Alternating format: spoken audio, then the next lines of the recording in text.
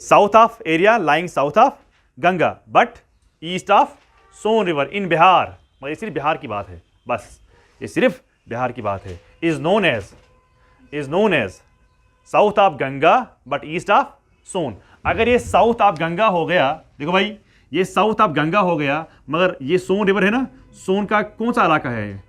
East, यानी south of Ganga मगर सोन का ईस्ट वाला इलाका जो ये बिहार में है, इसको हम कहते हैं, शाबाश, मगध प्लेन, MAGADH। आपने हिस्ट्री में ये नाम सुना होगा, मगध, है ना, मगध प्लेन्स। लिखो जल्दी जल्दी, लिखा। South of Ganga east of Son river, उसको हम, वो बिहार में है, is a place in Bihar called Magadh plains. South of Ganga east of Son river in Bihar is known as Magadh plains. Next point, the land on both sides of Gomti river. देखो भाई ये है UP, okay, this is UP, यहां से आती है गंगा। गंगा जब यूपी से फ्लो करती है तो पहले, सबसे पहली रिवर, मैं कहता हूं एक ट्रिब्यूटरी आती है, उसको हम कहते हैं राम गंगा। मैं कहता हूं अंदर जो पहली ट्रिब्यूटरी है जो सिर्फ यूपी में ही निकलती है, यूपी से ही फ्लो होती है और यूपी में ही गंगा के साथ मिलती है, that is known as Gomti river. क्या है इसका नाम? गोमती। गोमती के दूसरे साइड से, चाहे ये साइड हो चाहे ये साइड हो, so land on both sides of Gomti river, land on both sides of Gomti river is known as Awadh plain, is known as, समझा ना? बिल्कुल भी नहीं, इसका इस जमाना थे। हाँ बोलो, टीचर को पता चलता है दूर से, चेहरे से ही पता चलता है, ठीक है? Because when I was a student we were 6,000 students. How many? 6,000. There were 24 batches and each batch contained 350 students average करके, हैं? तो I changed my batch and I was a backbencher always, backbencher. उसका reason था, मैं back bencher क्यों था वो कभी आपसे शेयर करेंगे, लेकिन मुझे एक वाइट शर्ट वहाँ पर मुझे भी पहनी थी, तो मैं लास्ट में था, तो सर ने मुझे बोला कि यू वाइट शर्ट, आप B1 से हो, आप B7 में क्या कर रहे हो? मैंने कहा कि 6,000 बच्चों में पढ़ा रहा है और 24 बैच में पढ़ा रहा है, इसने मुझे कैसे पहचाना कि मैं B1 से हूँ? एक्जैक्टली मैं B1 से ही था। तो फिर जब मैं यहाँ पर आया पता चलता है, ठीक है? डरना नहीं है, मैं आपको बार बार कह रहा हूँ, आप टीचर को छोड़ो, मैं आपका टीचर हूँ, दैट्स ओके, छोड़ो वो बात, आप कंसिडर करो कि मैं आपका भाई हूँ, ठीक है ना? भाई के नाते आप मुझे सवाल पूछो, डरने की जरूरत नहीं है। Whether it is relevant or irrelevant, I accept all the questions. The only thing is, if I know, I will give the answer. If I don't know, I will say I will give the reason or answer tomorrow. बस इतना ही फ़र्क होगा। वैसे तो कल की ज़रूरत नहीं पड़ेगी इंशाल्लाह, मैं सारा कुछ यहाँ ही करूँगा। अब क्या है, मैंने क्या बोला? शाबाश, मैंने बोला ये कौन स्टेट है? ये यूपी स्टेट है। अब मैं यहाँ पर बनाता हूँ यूपी, मे बी आपको इससे थोड़ा कंफ्यूज हो जा रहा होगा। अब मैं यहाँ पर बना रहा हूँ, देखो भाई,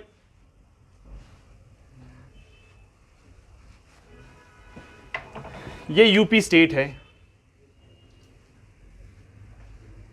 this is UP state, okay, please focus. UK से आती है रिवर, जाती है कहां पर? कहां जाती है? यूके से रिवर निकलती है, जाती है कहां पर? यूपी में एक ट्रिब्यूटरी मिलती है इसके साथ, इसी के साथ ट्रिब्यूटरी मिलती है, जो किसकी है? मैंने पहले लिखा ना, रिवर सिस्टम। तो इसके साथ एक ट्रिब्यूटरी मिलती है जो यूपी से ही निकलती है, यूपी में ही फ्लो करती है और यूपी में ही मिलती है गंगा के साथ, उसका नाम है गोमती। क्या नाम है उसका? गोमती के उस साइड से, ये कौन सा साइड हो गया गोमती का? West side. गोमती का ये साइड, इस वाले इलाके को हम कहते हैं अवध प्लेन्स। बस इस वाले इलाके को हम क्या कहते हैं? अवध प्लेन्स। AVADH और AWADH, ये नाउन है, वहां से लिखो या यहां से लिखो, क्योंकि बुक्स AW भी लिखते हैं, बुक्स AV भी लिखते हैं। लिखा लिखा कि नहीं लिखा? Okay, yes. मगध प्लेन कहां पर है? हाँ हाँ, अच्छा मगध प्लेन समझाना है फिर से डायग्राम से, ओके। सुनो भाई, सुनो भाई, ये यूपी है ना, and this is Bihar, okay. पहले आती है उत्तराखंड से, फिर जाती है बिहार।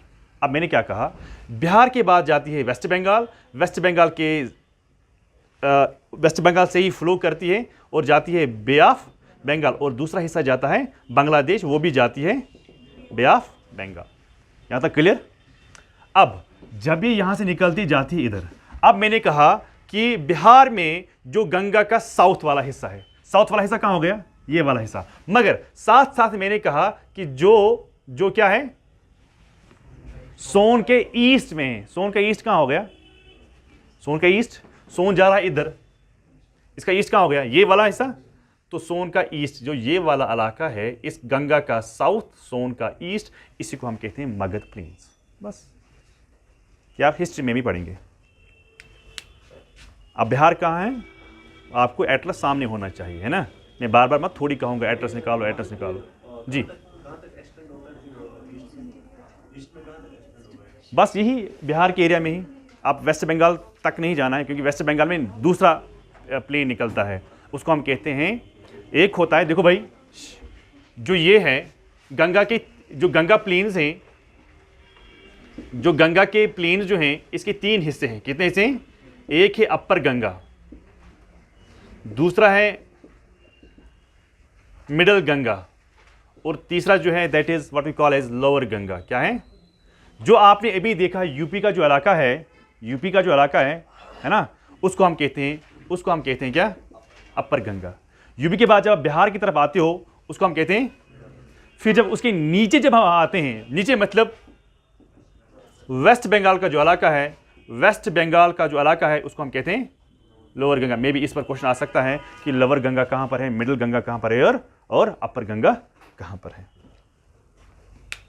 लिखो जल्दी।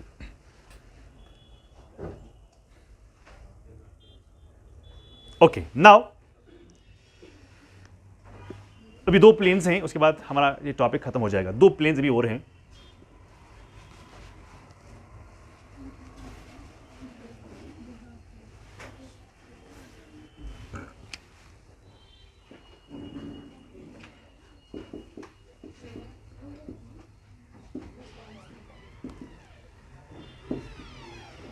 मैंने प्लेन यहां पर नहीं लिखा, मैंने डेल्टा लिखा। Delta is also plain area there, but we don't call it as a plain area, we say it by the name delta. Okay, so we will write Ganga Brahmaputra delta. जो गंगा और ब्रह्मपुत्र डेल्टा, जो ये वाला इलाका जो है, इसको हम कहते हैं गंगा ब्रह्मपुत्र डेल्टा, जो कहां पर है, बांग्लादेश और वेस्ट बंगाल में। बांग्लादेश में थोड़ा सा हिस्सा और पूरा हिस्सा बांग्लादेश में। तो जो ये वाला इलाका है, जो ये वाला इलाका है, इसी को हम कहते हैं गंगा ब्रह्मपुत्र प्लेन्स। अब आप कहोगे सर कैसे, या डेजर्ट हम कहते, सॉरी डेल्टा कहते हैं। गंगा ब्रह्मपुत्र डेल्टा, यहां से आती है गंगा, यहां से आती है ब्रह्मपुत्र, तो दोनों कहां मिलते हैं, बांग्लादेश में। और बांग्लादेश में क्या बनाते हैं, डेल्टा बनाते हैं। इसी को हम कहते हैं, शाबाश, इसको हम कहते हैं सुंदरबन डेल्टा। इसको हम सुंदरबन डेल्टा क्यों कहते हैं, because there is a type of vegetation, there is a type of vegetation called सुंदरी। इसी सुंदरी के टाइप, इसी के सुंदरी के वेजिटेशन पर इस डेजर्ट, इस डेल्टा को हम कहते हैं सुंदरबन डेल्टा। ठीक है ना, सुंदरबन डेल्टा, या जिनको हम टाइडल फॉरेस्ट भी कहते हैं। क्या कहते हैं, इस वाले फॉरेस्ट को हम टाइडल फॉरेस्ट भी कहते हैं। चलो ये हमें आगे पढ़ना है, फिलहाल के लिए इतना समझो आप।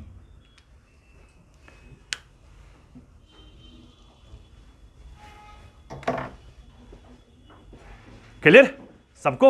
चलो, नहीं हुआ, पढ़ाएंगे ना। Mangrove forest, mangrove, MNGROVE, mangrove.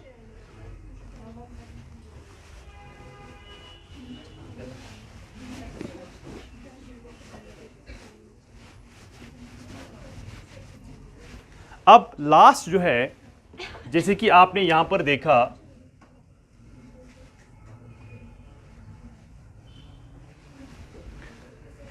यहां पर कौन स्टेट है? आसाम, मगर रिवर क्या है? ब्रह्मपुत्र। तो हम कितने आए? 4 कि 5? 5 आए। 6, इसको हम कहते हैं ब्रह्मपुत्र प्लेन्स और ब्रह्मपुत्र वैली, या और हम इसको कहते हैं आसाम प्लेन्स और आसाम वैली। आसाम प्लेन्स और आसाम वैली, ब्रह्मपुत्र प्लेन्स और ब्रह्मपुत्र वैली। ठीक है। अब देखो, अगर मैं इस ब्रह्मपुत्र प्लेन्स का ये देखूं, ईस्ट साइड देखूं, अगर मैं इसी ब्रह्मपुत्र प्लेन्स का वेस्ट साइड देखूं, अगर मैं ईस्ट साइड देखूं, ये प्लेन एरिया जो है, ये प्लेन एरिया जो है ऑन ईस्ट, ये है ना ईस्ट, ये क्या है? वेस्ट। हम लिखते हैं on east it is bounded by Purvanchal. सच है कि झूठ है? It is bound by, on east it is bound by Purvanchal, on west it is bound by Bangladesh. सच है ना? देखो भाई, this is Bangladesh, this is Purvanchal, ये है Purvanchal, this is Purvanchal, on east bound by Purvanchal, on west by Bangladesh.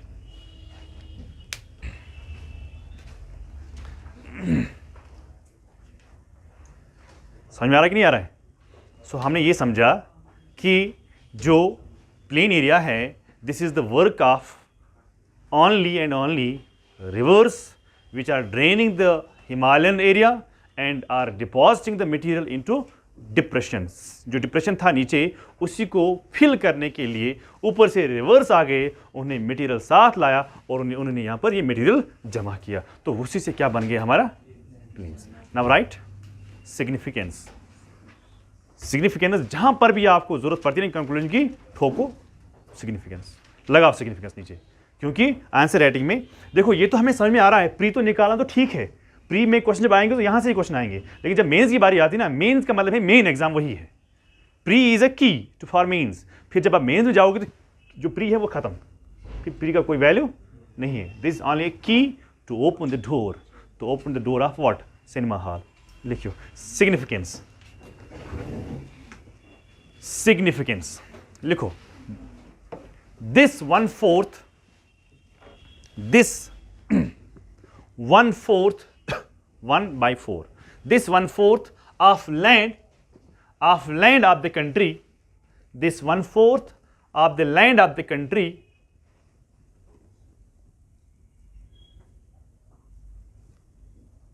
hosts, HOSTS, hosts half of the Indian population, half of the Indian population।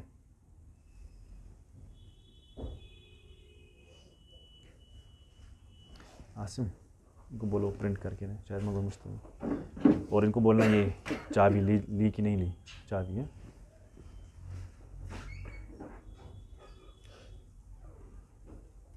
क्या लिखा? पूरा बोलो।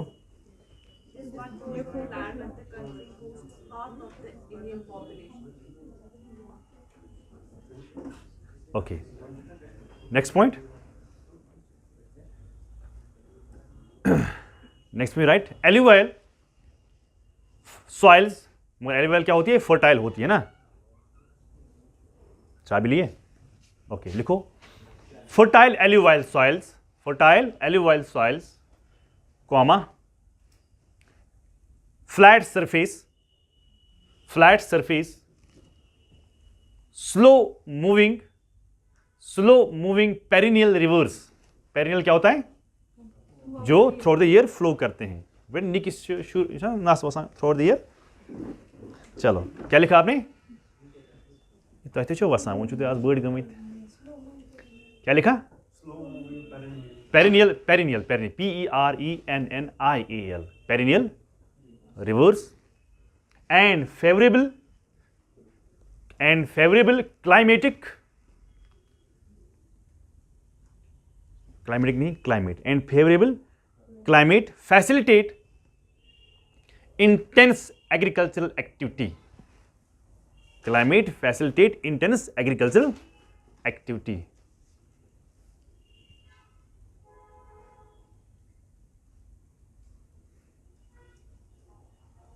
लिखा?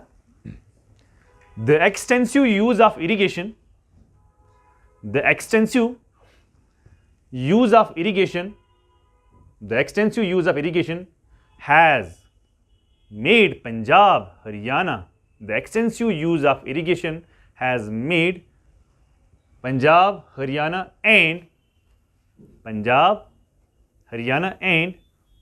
western part of UP,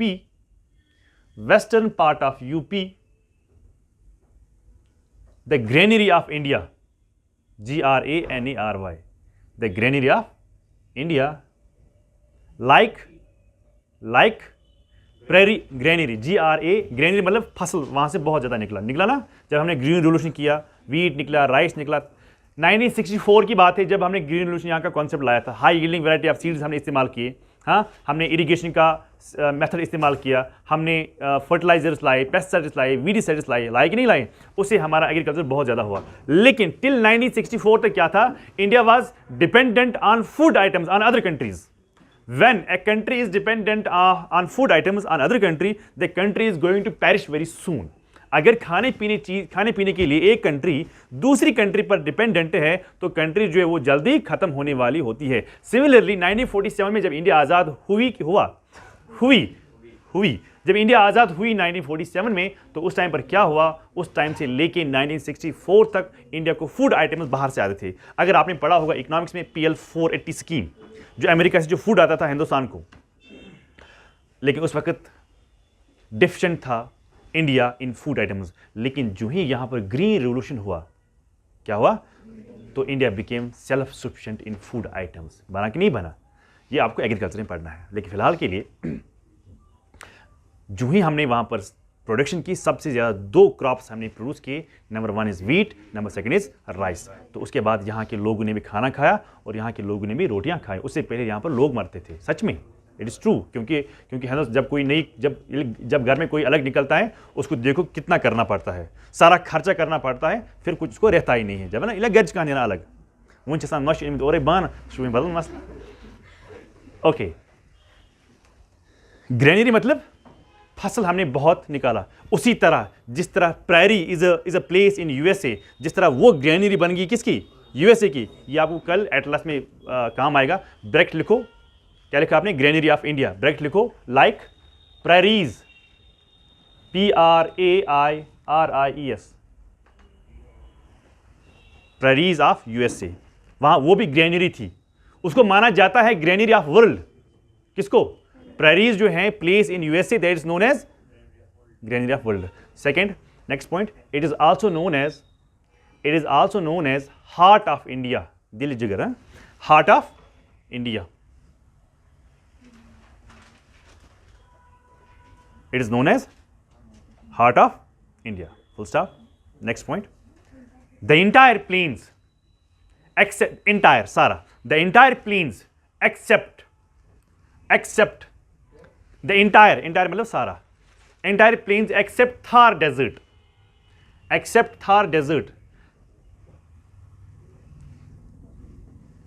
has a close network of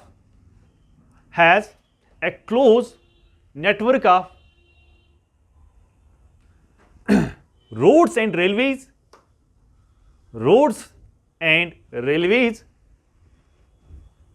which has led to large scale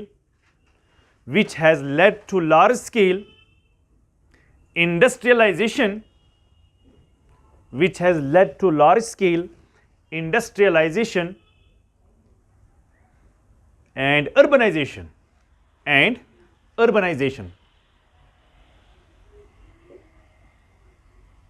Next point, cultural tourism.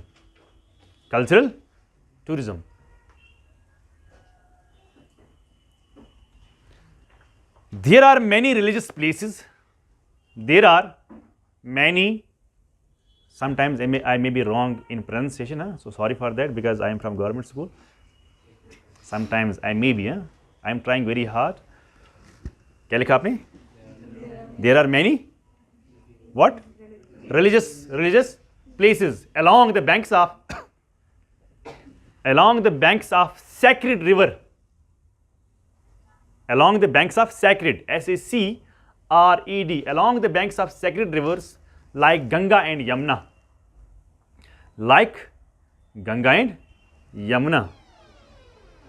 which are very dear to Hindus, which are very dear to full stop.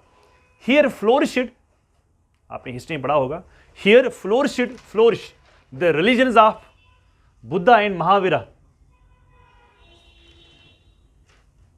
Here flourished the religions of Buddha and Mahavira, and the movements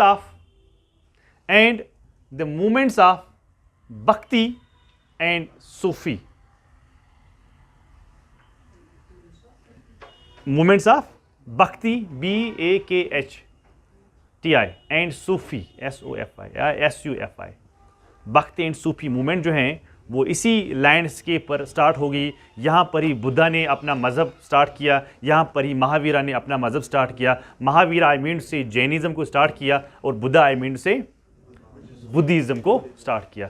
थोड़े से 2-4 factual points हैं वो हम लिखेंगे, उसके बाद हम नया टॉपिक स्टार्ट करते हैं. जो मैंने अभी आपको कहा कि जो लैंड है, लैंड बिटवीन या slope, not land, slope between भांगर एंड खादर, स्लोप बिटवीन भांगर एंड खादर, स्लोप बिटवीन भांगर एंड खादर जो है उनको हम क्या कहते हैं? फॉर एग्जाम्पल अगर मैं पंजाब की बात करूं, फॉर एग्जाम्पल अगर मैं बिहार की बात करूं, फॉर एग्जाम्पल अगर मैं बंगाल की बात करूं, फॉर एग्जाम्पल अगर मैं यूपी की बात करूं, तो इन वाले इलाकों में जो स्लोप्स हैं बिटवीन खादर एंड भांगर, उनको हम क्या कहते हैं? सो पहला क्या है? पंजाब. पंजाब को आपने लिखा, दे आर नोन एज दहियाज, जो भी लिखा आपने, DHAYAS. कल क्या आएगा? देखो क्वेश्चन, मैच द फॉलोइंग. यहां से ये होंगे, यहां से ये होंगे, हाँ, तो आपको मैच करना होगा. सेकंड क्या लिखा आपने? Bihar. In Bihar they are known as, Bihar में उनको हम कहते हैं ताल, TAAL, ताल, TAAL, ताल. बंगाल में उनको क्या कहते हैं? बंगाल में they are known as Bhils, BHILS, Bhils, BH. Okay. अच्छा, यूपी में, in UP they are known as, आपने तो पढ़ा है वाइट, ये नहीं आप ही, हाँ आप ही, बड़ा से शोर पूछा है, वैसे ही होना. बोलो, आपने दिखाया था ना कल मुझे, आप ही थे, ये नहीं दिखाया था आपने दिखाया ना, ये सर मैंने पढ़ा है. तो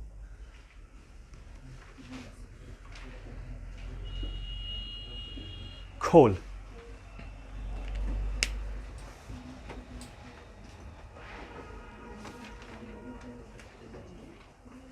अब थोड़ा सा होमवर्क लिखो. Regional divisions of, regional homework, हाँ, पढ़ के आना. क्वेश्चन यहां से आ सकता है. चांसेस आर देयर कि question can be asked from this. अब आप कहोगे कल सर आपने नहीं पढ़ाया, जो शहादत. ठीक है, लिखो regional divisions of Ganga plains. Regional divisions of Ganga plains. Number 1, Rohilkhand, ROHILKHAND, Rohilkhand plains. Second, Awadh plains.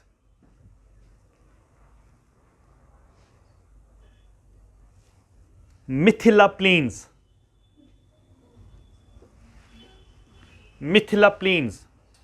Magadh plains, ठीक है, यहां तक क्लियर? चलो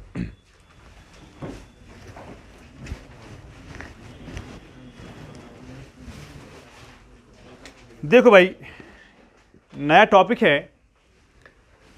देखो मैं आपको यहाँ पढ़ा रहा हूँ, फिर आपके यहाँ पर टेस्ट हो रहा है। टेस्ट सबका नहीं हो रहा है, कोई कोई बीच में से क्वेश्चन निकलता है, वो टेस्ट हो रहा है उसका।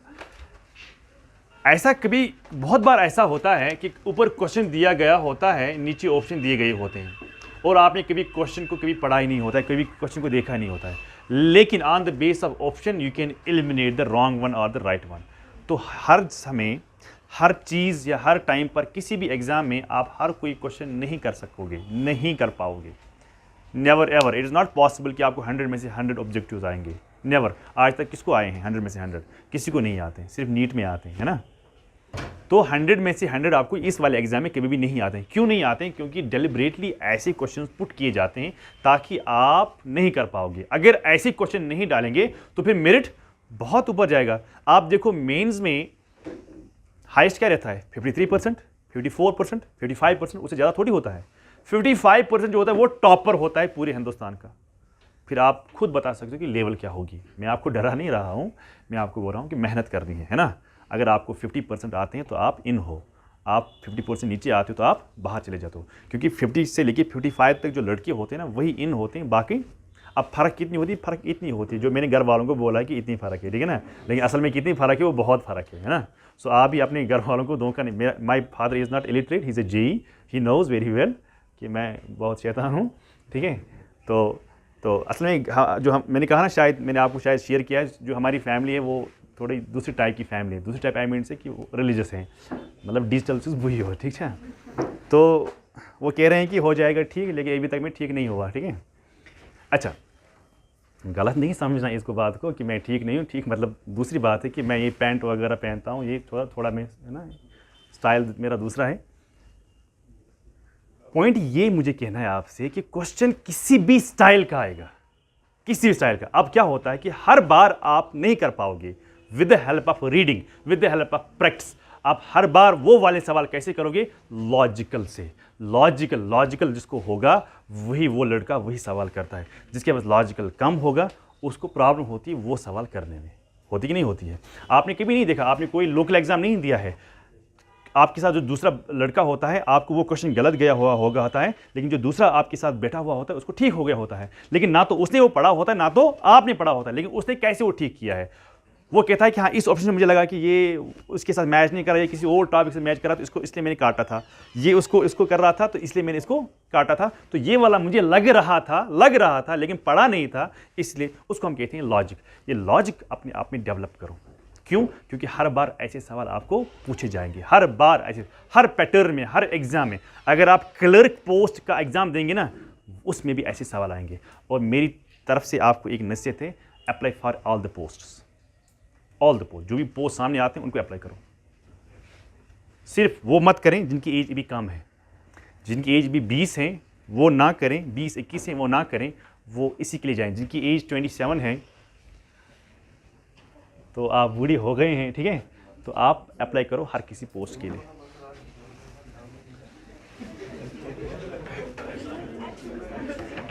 क्यों? 28 प्लस हो गए, 28 प्लस हो गए, फिर आपको घर वाले ऐसे नहीं देखते हैं, फिर घर वाले आपको ऐसे देखते हैं, ठीक है ना। तो ऐसे का मतलब है कि आप बड़े हो गए, आपकी शादी होने वाली, ठीक है। अरे क्या ये सच है कि झूठ है? जब आप छोटे बच्चे थे आप खेल रहे थे, आज आप बड़े हो गए। आप जब जो छोटे बच्चे खेल रहे हैं, सच बोलना, मैं लड़कों को कह रहा हूँ, not this women folk, boys को मैं कह रहा हूँ।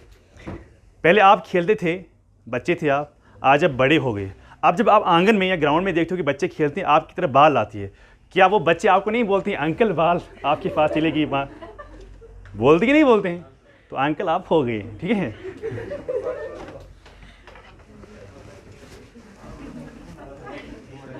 और जो भी यहाँ गांव वाले हैं, मैं उनको कह रहा हूँ, अगर आप सिटी में बैठे हुए हो रूम लेके, तो कभी भी उस घर वाले जो होगी ना जहाँ पर आप रेंट बैठे हो, उसको कभी भी आंटी नहीं बोलना है, ठीक है। उसको हमेशा दीदी बोलना है। जो ही आप उसको दीदी बोलोगे ना, तो शाम के टाइम पर आपके कमरे में कुछ जो खाना हो जाए वो आएगा आपके घर में, ठीक है ना। सो दीदी, हाँ, कि प्रैक्टिसिंग ऑन दीदी, don't call aunty, because aunty जो है बहुत ही दिल्ली में गाली है। दिल्ली में कुछ इलाकों में ये गाली है आंटी बोलना, ठीक है।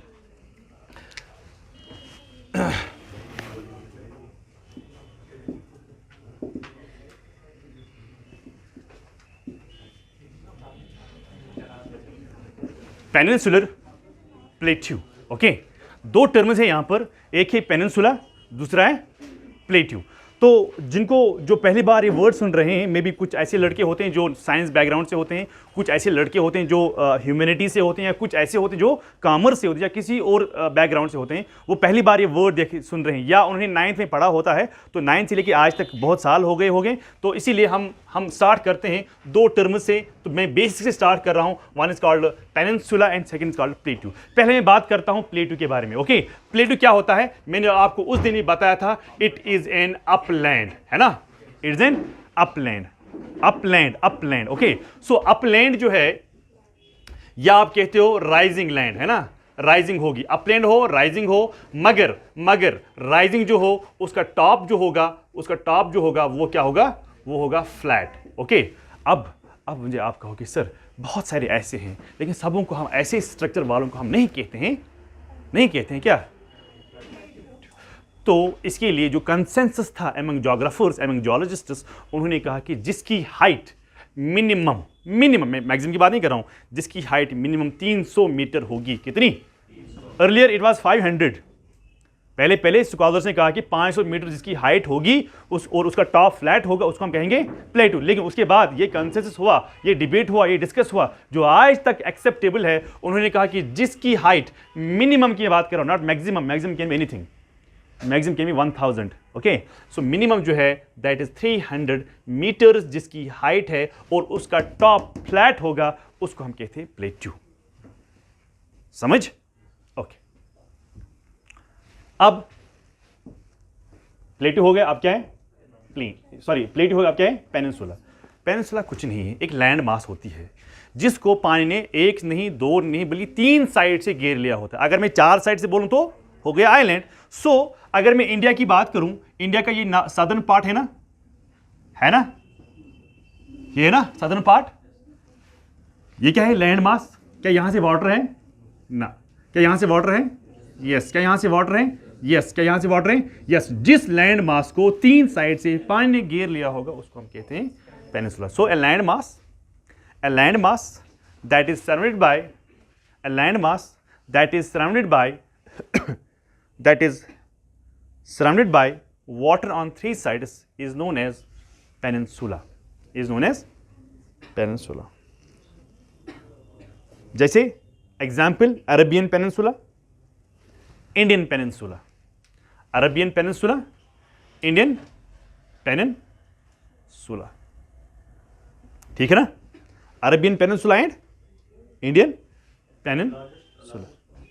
अरेबियन बड़ा, इसलिए मैं अरेबियन की एग्जाम्पल दी पहले। क्लियर? यहां तो कोई प्रॉब्लम नहीं, लेकिन कुछ और टर्म्स के बारे में हम थोड़ा जानेंगे जो अक्सर तौर पर हम यूज़ करेंगे आगे लेक्चर्स में। जैसे कि एक टर्म है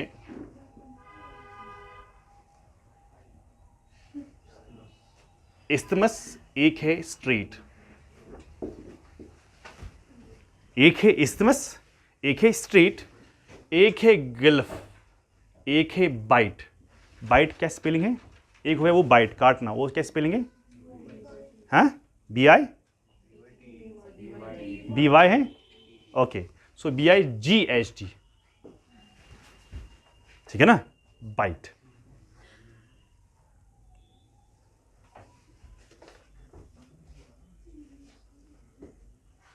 पहले term isthmus, second term strait, third term is gulf, fourth is bight. अब समझो इस बात को। इस्थमस मुझे असल में ये इसके साथ नहीं पढ़ाना है, इस्थमस को या स्ट्रेट को, बल्कि हाँ गल्फ को मुझे कहना है थोड़ा, क्योंकि यहाँ पर गल्फ है हमें, है ना? गल्फ क्या होती है अभी हम पढ़ाएंगे, लेकिन आगे के लेक्चर्स में मैं ये वाले टर्म्स यूज करूंगा। It's an isthmus, it's an strait, it's a gulf, it's a bight. तो आप कल ये नहीं कहोगे कि सर मुझे समझ में नहीं आएगा, आप क्या कह रहे हैं ना? अब पहला पॉइंट क्या है? इस्थमस। इस्थमस क्या होता है? ये एक नैरो स्ट्रिप ऑफ लैंड होती है, नैरो स्ट्रिप ऑफ लैंड होती है। देखो भाई कैसे, पहले समझो। नैरो स्ट्रिप ऑफ लैंड होती है, नैरो स्ट्रिप ऑफ लैंड। क्या ये पानी है कि लैंड है? अच्छा, अगर नैरो स्ट्रिप लैंड होगी तो यहां पर क्या होगा? ऑब्वियसली पानी होगा। यहां पर क्या होगा? ऑब्वियसली पानी होगा। अगर ये थोड़ी बहुत जमीन है, नैरो है, तो यहाँ पर सिर्फ इतनी लैंड है, तो ऑब्वियसली हमें दिमाग में आएगा कि यहाँ से क्या होगा, यहाँ से पानी होगा, यहाँ से भी। मगर ये नैरो स्ट्रिप ऑफ लैंड क्या करती है, ये दो बड़े लैंड मास को आपस में जुड़ाती है, कनेक्ट करती है। तो इसका मतलब है ये यहाँ पर क्या होगा, फिर लैंड मास, यहाँ पर क्या होगा, लैंड मास। सो ये भी क्या है, ये भी लैंड मास है, ये भी क्या है, ये भी लैंड मास है। अब ये नैरो स्ट्रिप ऑफ लैंड किसको कनेक्ट करती है, दो बड़े लैंड मास को, लेकिन सेपरेट करती है दो बड़े वाटर बॉडीज को। So you can write isthmus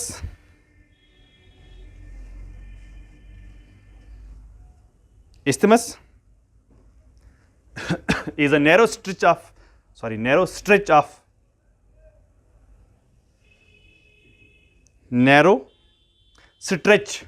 मतलब STRETCH, narrow stretch of land that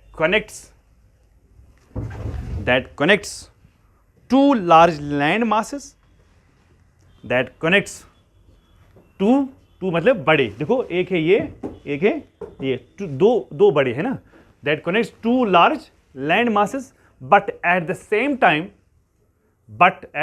time separates two large water bodies, but at the same time separates two large water bodies. Example, Isthmus of Panama. Isthmus of Panama जो है ये दो land mass को connect करती है, एक करती है साउथ अमेरिका को, जुड़ाती है किसके साथ, नॉर्थ अमेरिका के साथ।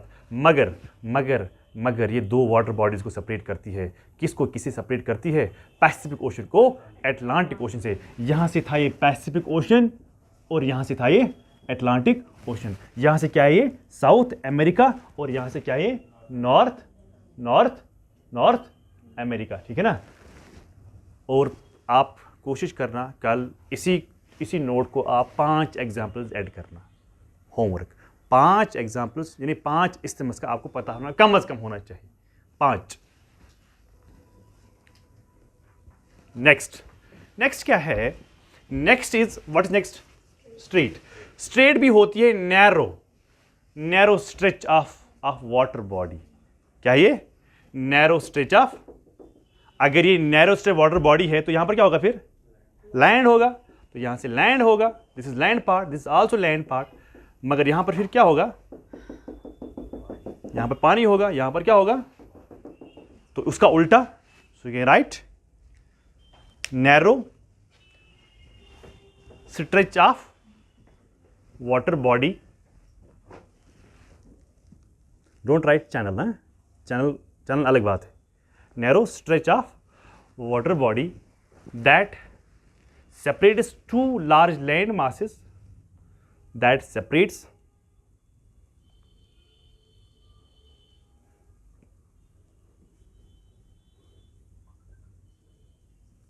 separates two large land masses, but at the same time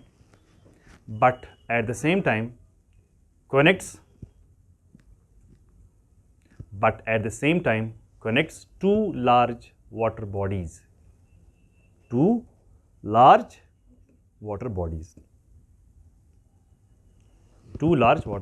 Atlas साथ है, पेज नंबर 56-57 निकालो।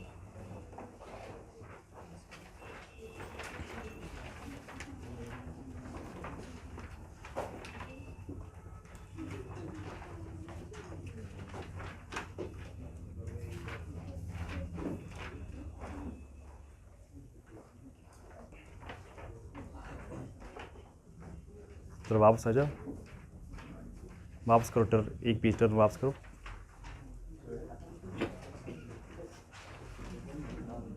और यू कैन ओपन 54, किसी के पास 54 होगा, यूरोप का है ना।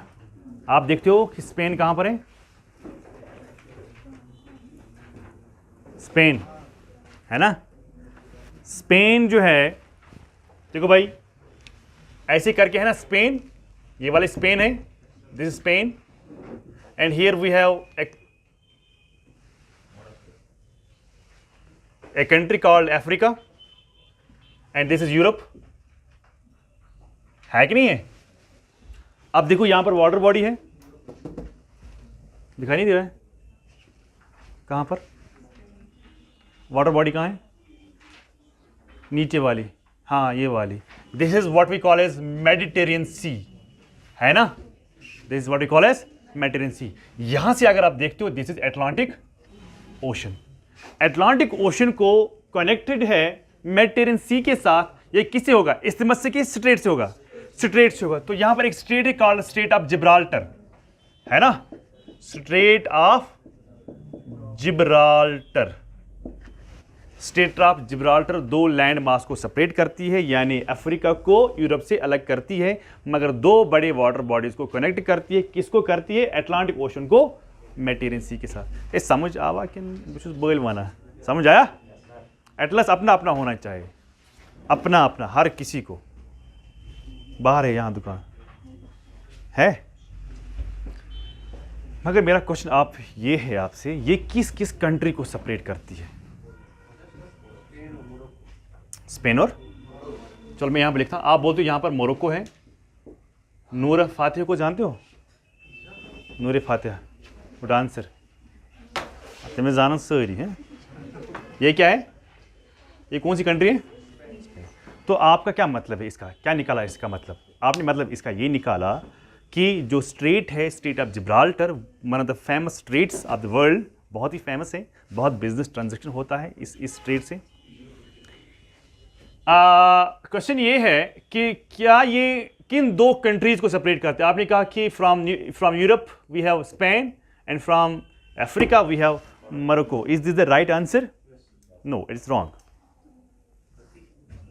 So you should be a keen observer. Keen observer, I mean to say, जो स्पेन है, इंग्लैंड कहां पर है?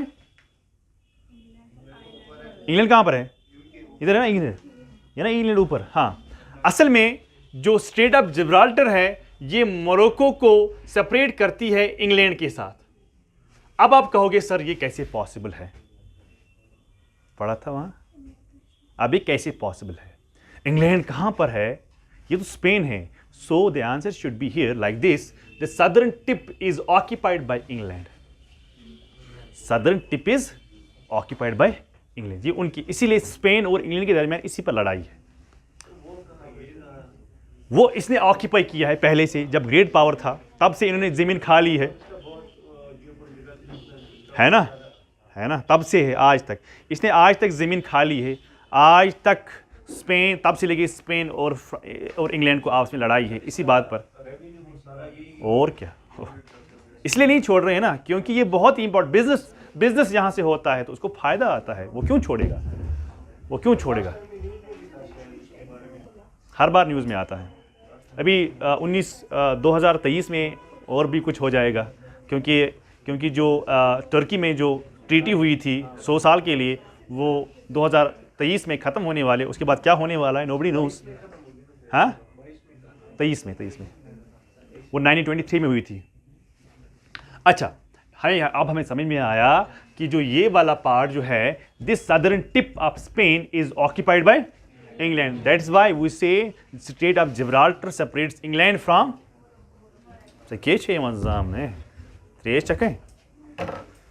बात क्लियर? अब मैं वापस आता हूं, मगर मैं ये नहीं, यहाँ पर मैंने कहा आपको 5 एग्जाम्पल्स. यहाँ पर मैंने आपको 5 एग्जाम्पल नहीं कहा. जितने पॉसिबल एग्जाम्पल्स आप कर सकते हो उतने करना. 10 करते हो, 20 करते हो, 50 कर सकते हो तो करो. जितने ज़्यादा उतना ही फ़ायदा. क्यों? क्योंकि आप जब हम एटलस पढ़ेंगे तो एटलस में हमें वो चीज़ें समझ में आ जाएगी. आज से ही प्रैक्टिस करो, कौन सी कंट्री कहाँ पर है, कौन सी वाटर बॉडी कहाँ पर है, कौन सी वाटर बॉडी के साथ कौन सी कंट्री टच करती है. क्यों? कल मैं जब आपको बोलूँगा, फॉर एग्जाम्पल लिथुआनिया कहाँ है, 15 मिनट लगेंगे ढूंढने को, है ना? ऐसा थोड़ी होगा. मैं बोलूँगा लिथुआनिया, नज़र अगर उधर होगी, उंगली उसी पर जानी चाहिए. इतनी प्रैक्टिस आपको होनी चाहिए, ठीक है ना? हाँ, ये खुद हो जाती है, लेकिन मगर याद रखना, एटलस को हमें याद नहीं करना है, याद नहीं करना है. बचपन से लेके आज तक आपने कहा कि हमें याद करना है, याद करना है, याद करना है. मैं आज कहता हूँ, याद कैसे करते हैं? माइंड से। आज आपको फिर से याद करना मगर आंखों से याद करना है। तो आज आपने शायद पहली बार सुना होगा आंखों से भी याद किया जाता है, ऑब्वियसली आंखों से भी याद किया जाता है। आपको ये आंखों से याद करना है। कौन? एटलस। आंखों में आपको याद रखना है कौन सी कंट्री कहाँ पर है, कौन सी वाटर बॉडी कहाँ पर है, कौन सा पीक कहाँ पर है, कौन सा रेंज कहाँ पर है, ट्रॉपिक ऑफ कैंसर किस किस कंटिनेंट से जाती है, किस किस कंट्री से जाती है, किस किस पीक से जाती है, इक्वेटर किस किस कॉन्टिनेंट से जाती है, किस किस कंट्री से जाती है, किस किस रेंज से जाती है, किस किस वाटर बॉडी के साथ जाती है, किस किस रिवर को क्रॉस करती है, कितनी बार रिवर्स को क्रॉस करती है, वगैरह वगैरह। ये सारा हमें आगे देखना है। लेकिन तब तक के लिए आप खुद ही जिस तरह आपको आएगा, जब भी हम इसको उठाएंगे, मैं बीच में कभी भी उठाऊंगा, तो आप प्लीज़ तब तक एटलस को हर रोज़, आज आपने न्यूज़ सुनी जो हम सुनते नहीं मत हैं, न्यूज़ सुनी, आपने बोला, आपने सुना कि आज आइसलैंड में ये हो गया, तो ये देखो आइसलैंड कहाँ पर है। आज यूक्रेन में हमला हो गया, मैं कल ही एक को बोल रहा था कि यूक्रेन में मसला हो गया, यूक्रेन कहाँ पर है, वो बोल रहा है अफ्रीका में। ठीक है, तो ऐसी चीज़ें जो हैं ये नहीं होनी चाहिए। ठीक है, और again he was aspirant of IAS, वही मुझे कह रहा कि ये अफ्रीका में, क्योंकि उसने शायद कभी सुना ही नहीं था। लेकिन ऐसा नहीं होना चाहिए, हमें ऐसा नहीं होना चाहिए, क्योंकि इस बार यूक्रेन का मसला आया, इस बार मैं 100% श्योर हूँ यूक्रेन पर क्वेश्चन आएगा, 110% में श्योर हूँ यूक्रेन पर क्वेश्चन आ सकता है। ठीक है ना।